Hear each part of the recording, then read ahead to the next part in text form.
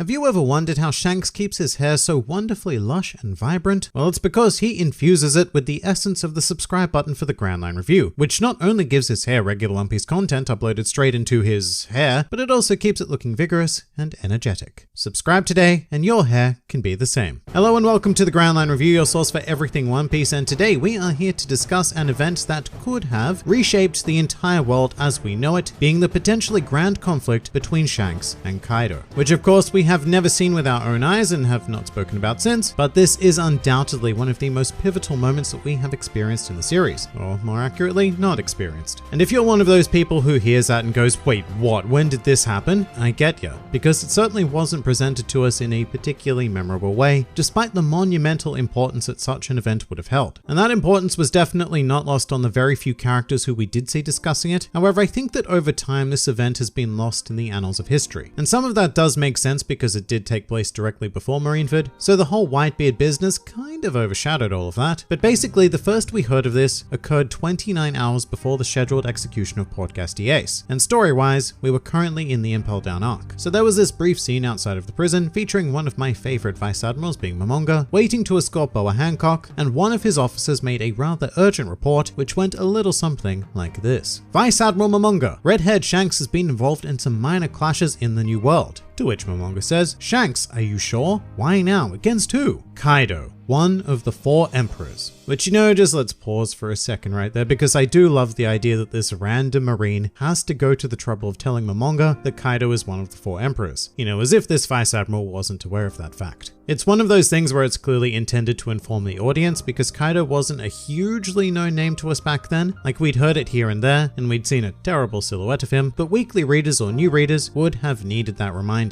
But then our fine marine also states that Kaido is trying to take advantage of the current situation to kill Whitebeard, and Shanks interfered. At least that's what they think at headquarters. Everyone is on high alert right now, and of course Momonga's resigned reply is simply, ugh, how quickly these crises can develop. These are turbulent waters indeed, but who can stop a fight among the 4 emperors? And the funny thing is, at the time, we didn't even really know the true weight of that statement. The most we'd seen was that iconic shot of Shanks and Whitebeard clashing, which split the sky open, but our eyes would not be truly open to the power of the 4 emperors until we saw Whitebeard in full force at Marineford, as well as exploring Big Mom during Whole Cake Island and Kaido during Wano. However, despite Momonga's despairful approach to the situation, we do know that this skirmish was stopped somehow, as Shanks would go on to arrive at Marineford, and in chapter 580, this conflict is referred to once again, very briefly though, with yet another random marine stating the scuffle with another of the 4 emperors, Kaido, was only yesterday, and he's here already, referring to Shanks of course. And once again I'll point out that this random marine felt the need to remind his fellow marines that Kaido was one of the 4 emperors. But once again that was probably just for the audience, because by that stage it had been exactly 50 chapters or just over a year of real time since we had last heard the name Kaido. So you know that reminder probably was necessary. Although I do prefer the headcanon that every marine treats every other marine like a moron. That really is the extent to which we understand this conflict, but there are a lot of inferences that one can take from those scenes, although they tend to bring up more questions than they answer. And first up, I want to bring in question the idea that Shanks and Kaido actually engaged in conflict personally. For those familiar with this event amongst the fanbase, there does seem to be an accepted opinion that these two did actually fight, which I think spawns from the language used, which tends to refer to the greater forces of Shanks and Kaido as Shanks and Kaido, as if their factions were some sort of monolithic entity, which isn't too far from the truth, I suppose. However, from the very first statement made, I think we can safely assume that this was not an example of the two of them engaging in combat. The report made to Momonga very specifically makes mention of the fact that there were minor clashes that took place in the New World, and I really cannot see a fight between 2 emperors, even the briefest of one, being referred to as minor. And secondly, the marine also only states that red-haired Shanks had been, quote, involved in all of this business, which could mean that yes, he acted personally, but it could also mean that he instructed his forces to engage in this skirmish. Now that isn't to say that things didn't eventually escalate into a more personal conflict following this initial report of minor skirmishes, but that is where we start to get into the truly deeply speculative territory. The thing about this is though, is that Kaido's goal was to allegedly kill Whitebeard. So with that small but crucial piece of information in mind, it is pretty unfathomable to think that he would not set sail himself in order to complete this task. Kaido is somewhat arrogant, actually, extremely arrogant, but it's not to the point where he would believe that his subordinates were capable of killing the strongest man in the world, as well as dealing with the full brunt of his forces alone. So for Kaido to have a real proper attempt at this, he would have surely mustered the bulk of the beast pirates and sailed with them in the New World. And similarly, in order to prevent an effort like this, Shanks must have gathered a large degree of his forces to even have a chance of successfully intercepting this fleet to allow Whitebeard to take on the Marines as unhindered as possible. And also,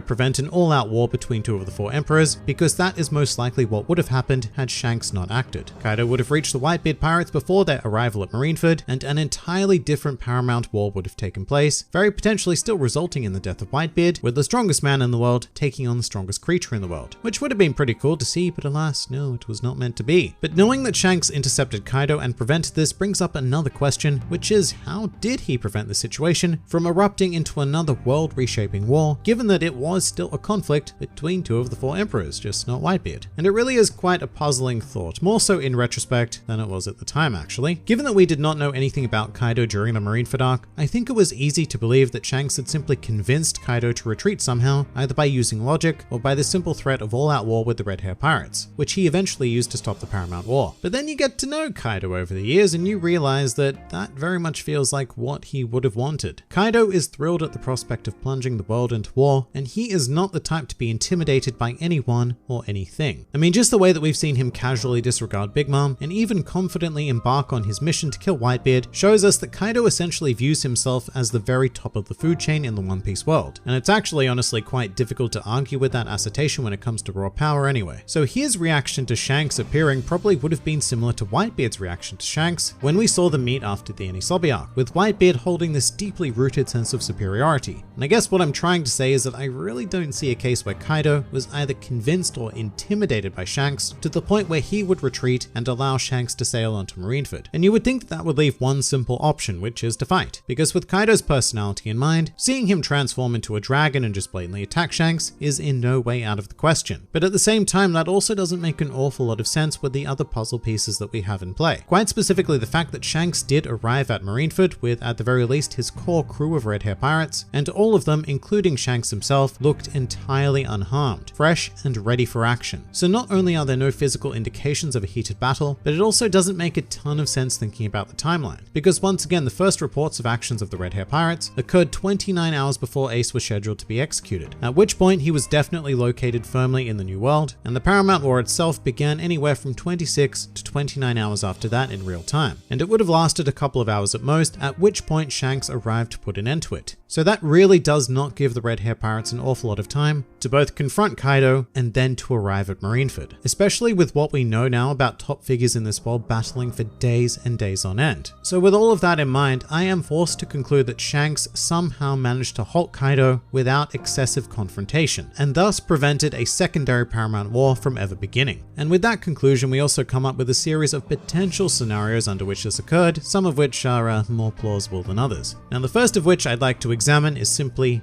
fate. Now, this might initially sound like a cop-out, but that's just One Piece sometimes, because this series is heavily subject to fate, especially surrounding major figures like this. And an example of fate in action would be, say, Shanks intercepting Kaido's fleet, and then all of a sudden the weather shifts and a deadly storm occurs, because remember, we are also in the New World, and it is prone to that sort of tomfoolery. And there is precedent for Oda doing that sort of thing, which happened in Chapter 0, where Roger confronted Golden Lion Shiki and his massive fleet, only to be saved by the hand of fate via a giant storm. And as Deus Ex Machina as it is, I quite like this idea, because it very effectively explains why Kaido would have retreated. I mean, think of a scenario where Shanks stands his ground, giving Kaido effectively two options: have the majority of his ship sunk by a storm, or retreat to the safety of Wano, and then he just very begrudgingly retreats, allowing Shanks to move forward. Another explanation though is one I've already dismissed, which involved the L word being logic. Very dangerous word to use in anime related videos, but basically the idea is that emperors exist in a very precarious position, and there is often no good reason for one emperor to engage in conflict with another, because it would leave both parties compromised and more easily engulfed by the remaining emperors or even the world government. And I really don't like this idea, but I think there is a slim chance that Kaido made the logical decision not to engage with the Red Hair Pirates, with his primary objective being perhaps to sandwich Whitebeard between the Beast Pirates and the world government and take advantage advantage of things that way. However, when faced with a direct war against another emperor, well, that might have been a much less enticing proposition, and so Kaido made the odd decision to bide his time and to continue preparations for thrusting the world into war. And I guess it is a reasonable argument, it's just being applied to a heavily unreasonable individual. Then of course there is another potential explanation, which is perhaps underwhelming but possible nonetheless, which is that Kaido made the decision to attack Whitebeard whilst in a drunken stupor, as that appears to be how he spends the majority of his life, and then maybe by the time that he had set out to sea and confronted Shanks, he sobered up and called his fleet back, or actually maybe he even proceeded to become even more intoxicated and decided to go home on a drunken whim. I highly doubt this option as well though, because from what we've been shown in the series, Kaido is capable of sobering up exceptionally quickly. But as for my final and most outlandish explanation, I have seen the idea floated around every now and then that Kaido was never actually intending to kill Whitebeard, but was actually mustering his forces to either help Whitebeard or take this opportunity to crush the world government, the latter of which I can see far more reasonable than the former. And in this case, Shanks intercepting him does still go on to make sense, because as far as we know, Shanks does seem to have some sort of relationship with the world government, and even if he didn't, he may just not have enjoyed the idea of a world ruled entirely by the four emperors. And I make this statement because the only evidence we have of Kaido's true intentions was the report from the random marine to Momonga, who stated that Kaido was targeting Whitebeard, but he also explicitly expresses his uncertainty at this by saying at least that's what HQ thinks, so this could simply be false information. Although once again that could be an admittedly outlandish thought, because Oda is generally a very straightforward author who does not tend to invoke the devices of the unreliable narrator or unreliable exposition all that often, if at all. Pretty much everything he does is for the benefit of imparting a truthful story to the readers, and you can see this in the examples that I went out of my way to point out, where random marines keep having to remind each other that Kaido is one of the four emperors, which is for the benefit of the reader, not the benefit of the characters. So in the end, it's quite a fascinating historical examination of the series, and another one of those moments where the very fate of the world could have radically shifted and reshaped One Piece as we know it. On this occasion though, balance was maintained, be it by fate, logic, intoxication, or some sort of hidden reasoning. Whatever the case, this world very likely owes a great debt of gratitude to one red-haired Shanks, who not only put an end to the actual Paramount War, but in the background, he prevented a second Paramount War from ever beginning.